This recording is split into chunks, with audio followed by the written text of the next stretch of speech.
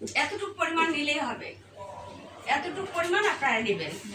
নেওয়ার পরে যে কাজটা করবেন, এই যে গজ, এই গজটা খুলে নেবেন। আমাদের এখানে 10 পিস করে গজ থাকে। আচ্ছা, প্রথম গজটা আপনাকে এখানে চুবড়ায় নিতে হবে।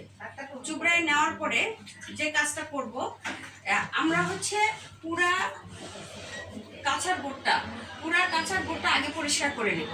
নেওয়ার পরে এই গজটা আমরা ফেলাই দেব, ঠিক আছে? এটা আর রাখবো না, এটা ফেলাই দেব।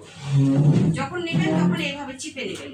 আচ্ছা, পরে দ্বিতীয় নাম্বার, এটা যখন আপনারা ব্যবহার করবেন তখন জাস্ট সেলাইয়ের মিডল বরাবর, অর্থাৎ লম্বা করে একদম ওই জায়গাটা, আমরা কাছের জায়গাটা যেটা, সেটা আমরা পরিষ্কার করে আনবো।